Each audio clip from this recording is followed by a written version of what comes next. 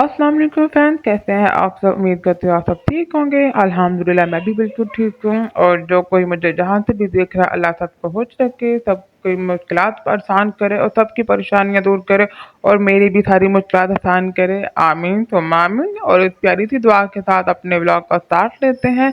और इस टाइम मैं जो है ना अर्ली मॉर्निंग अपने ससुर के लिए नाश्ता बना रही थी और मेरी बेटी वो जो स्कूल जा चुकी थी, तो उसके बाद से जो मेरे काम स्टार्ट होते हैं। और आज जो है ना वो मेरा दिल नहीं था कर रहा कि मैं पराठा वगैरह या रोटी वगैरह बनाऊं। और वैसे भी डेली के बेस पे इंसान जो है ना एक ही सेम चीज़, चाहे वो लंच हो, डिनर हो या ब्रेकफास्ट हो, तो अमूमन लोग जो है ना ब्रेकफास्ट वो हमारा जो है ना सेम नहीं होना चाहिए, क्योंकि वो खा खा के बंदा तंग पड़ जाता है। डिनर और लंच तो हमारा जाहिर सी बात है चेंज होता ही है, तो ब्रेकफास्ट को भी चेंज करके वो ना खाते रहना चाहिए। तो कभी अगर दिल किया तो थोड़ा सा लाइट भी खा लिया, कभी दिल किया तो थोड़ा सा हैवी भी खा लिया। तो बहरहाल मैं उनके लिए इस टाइम जो है ना नान फ्राई कर रही थी, और साथ में जो रात का सालन होता है वो, और साथ में दही, और साथ में जो उनकी जो है ना वो चाय होती है। तो ये हमारा जो नाश्ता था। और उसके बाद मैंने अपने लिए भी वो एक प्याली में दही डाला और वो खाया, क्योंकि मुझे आदत है, मैं आजकल वैसे भी बहुत ज़्यादा मेरी ब्रेकफास्ट में मैं सुबह अर्ली मॉर्निंग जो है ना वो मैं दही लेती हूँ। और दही के जो बहुत सारे फ़ायदे हैं वो आपके स्टमक के लिए या आपकी हेल्थ के लिए बहुत ज़्यादा ज़रूरी होता है और अच्छा भी होता है। तो मैं बचपन से वैसे इस चीज़ की शौकीन हूँ। पता नहीं बहुत से लोगों को अच्छा लगता है, बहुत लोगों को नहीं अच्छा लगता, लेकिन ये बहुत ज़्यादा इसके बेनिफिट होते हैं। तो इसको अपनी जो है ना डेली लाइफ में यूज़ कर लेना तो बेहतर होता है। मुझे याद है जब मैं छोटी थी, तो मेरे जो अब्बू हैं वो भी बहुत ज़्यादा दही की शौकीन है, तो वो भी खा रहे होते थे और उनके साथ बैठ के मैं भी खा रही होती थी। तो ये सारी चीज़ें होती हैं ना जो बंदे को हमेशा याद रहती हैं। और वक्त में जब भी मैं दही खाने बैठती हूँ, तो मुझे वो सारी चीज़ें जो है ना हमेशा याद आती हैं, जो मतलब मेरी शादी से पहले की बातें, यानी जैसे कि मेरे अब्बू के साथ टाइम स्पेंड किया हुआ। तो मैं ये छोटी छोटी चीज़ें बंदों को फिर वो आती रहती हैं जहन में। ये एक मामूली सी बात है, ये हर सिर्फ मैरिड लाइफ की जो वुमन होते हैं ये वही समझ सकती हैं। और आज के व्लॉग का टॉपिक भी मेरा यही है कि लड़कियों को, ख़वातीन को शादी के बाद अपने माँ बाप के घर की ज़्यादा जो है ना वो याद क्यों आती है और वो ज़्यादा वहाँ जाना क्यों पसंद करती हैं। तो इसके तो बहुत ज़्यादा रीज़न्स हैं और बहुत ज़्यादा वजूहात हैं, जो मैं तो एक वीडियो में क्लियर नहीं कर पाऊँगी, लेकिन काफ़ी हद तक मैं चाहती हूँ कि मैं इसमें जो है ना बात कर सकूँ। तो वो यही चीज़ें होती हैं कि माँ बाप का घर वो लड़की के लिए सबसे ज़्यादा अहम इसलिए होता है कि जो केयर, जो अहमियत, जो वैल्यू उसको, जो प्यार उसको माँ बाप के घर में मिला होता है, वो उसको ना चाहते हुए भी अपने ससुराल में बहुत कम मिला होता है। यानी बहुत से तो ऐसे हैं जिनको नसीब ही नहीं होता, और जो ऐसी भी हैं जिनको नसीब होता है लेकिन वो उसकी कदर नहीं कर पाती हैं। तो ये सारी चीज़ें होती हैं, मैं हर एक के बारे में बात नहीं कर रही हूँ, लेकिन अमूमन ऐसा होता है कि बहुत सी ऐसी लड़कियाँ इस चीज़ से महरूम रहती हैं। तो ससुराल वालों को भी या काफ़ी हस्बैंड को भी इस चीज़ का गिला रहता है कि इनको ससुराल में रह के तो मायके की याद क्यों आती है।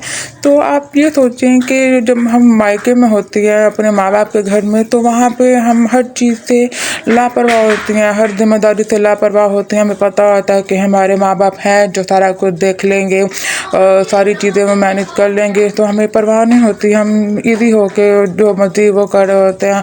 और उसके बाद जब हम बीमार पड़ती हैं या कोई भी ऐसा मसला हो जाता है, तो फुल हम जो है ना अपनी केयर पे आ जाती हैं। तो ये सारा कुछ हमें वहाँ पे मिल सकता है। तो ससुराल में बहुत कुछ देखना पड़ जाता है। अगर अब जैसे मैं अब अकेली रहती हूँ, तो मुझे ये चीज़ें ज़्यादा फील होती हैं, क्योंकि मैं अकेली हूँ, मैं ठीक हूँ, बीमार हूँ, जैसी भी हूँ, मैं अकेली हूँ, तो मैंने मैनेज करना है। तो ये सारा कुछ हमें ज़्यादा जो महसूस होता है इस वजह से। तो काफ़ी जो ससुराल वाले हैं इस चीज़ को बुरा भी मानते हैं, और काफ़ी तो ससुराल वाले ऐसे भी हैं जो अपनी बहुओं को अपनी बेटियों की तरह रखते हैं, लेकिन वो शायद वो बहुएं ही नसीब वाली नहीं होती हैं जहाँ उनकी कदर नहीं कर पाती। और वो कुछ ऐसी हैं वो बेचारी तरसती रहती हैं। बस यही है कि कुछ को अच्छा मिल जाए तो वो शुक्र नहीं कर पाते, और जिनको बुरा मिल जाए तो वो फिर रोती रहती हैं या तरसती रहती हैं। तो और इसके साथ एक और छोटी-सी बात बोलूँ कि मायके में हमें जो है ना अपनी जगह बनाने के लिए जतन नहीं करने पड़ते, लेकिन ससुराल में हमें अपने जगह बनाने के लिए दिलों में बहुत ज़्यादा कुछ करना पड़ता है, लेकिन फिर भी हम नाकाम ही रहते हैं काफ़ी करने के बाद भी। ये बात मैं सिर्फ़ अपने ससुराल की या किसी के ससुराल की नहीं कह रही, ये मैं ओवरऑल हर एक लड़की की बात कर रही हूँ, ये हर दूसरे घर में ये हर लड़की की स्टोरी है।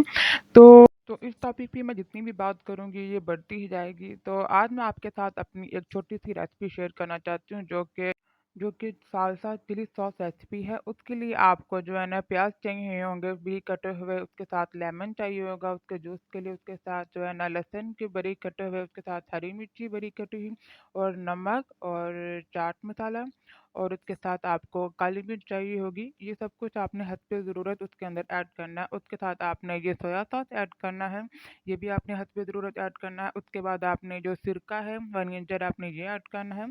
तो सबसे पहले एक प्याली में आपने जो है ना ये चिली सॉस लेनी है, उसके अंदर आपने बारीक कटे हुए प्याज ऐड कर देना है, उसके बाद आपने लहसुन ऐड कर देना है और उसके साथ आपने जो बारीक कटी हुई जो हरी मिर्ची है वो ऐड कर देनी है, उसको अच्छी तरह से मिक्स कर देना है। उसके बाद आपने इसके ऊपर से लेमन जूस ऐड कर देना है।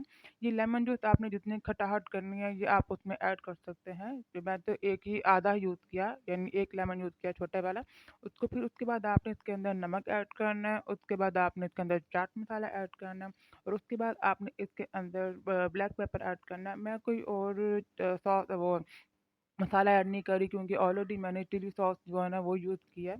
तो अगर आप सिंपल वाली लेंगे तो आप उसके अंदर अपनी वो दादर जो मिर्ची होते हैं वो यूज़ कर सकते हैं।